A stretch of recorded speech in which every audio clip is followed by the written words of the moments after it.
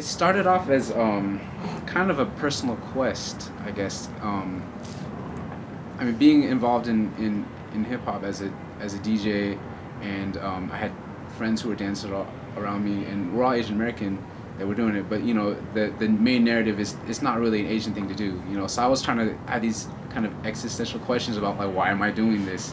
And I was trying to uncover these answers, and so I got involved in documentary filmmaking through. I was an intern with visual communications as an undergrad, and then I took this documentary filmmaking class at UCLA, and I was like, oh shit, I can do this too. I had this like kind of light bulb moment, and so I decided it was my quest to kind of. It was a personal quest is very, in some ways, selfish, I guess, to make myself feel better or to answer my own questions. But in doing so, I feel like I've really come across some great stories.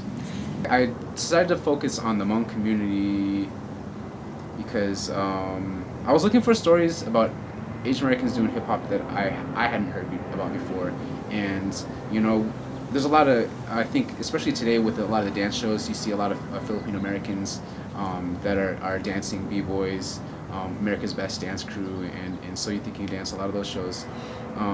So I knew a lot about the Filipino American community b-boying, and then I knew a lot. There's Filipino American DJs too. There's like DJ Qbert.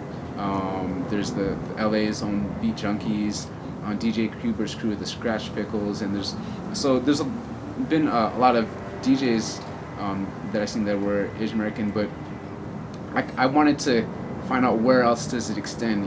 How does if there's these other people just doing it because it makes sense to their lives, then maybe I wouldn't have to explain myself. That it would make sense to my life too.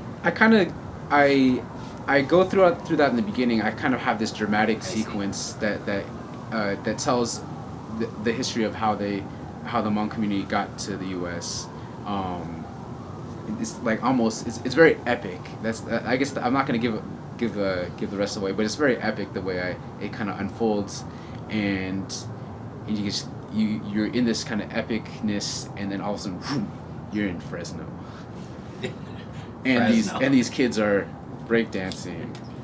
What's going on now? But there's two main storylines, and those two got the twins.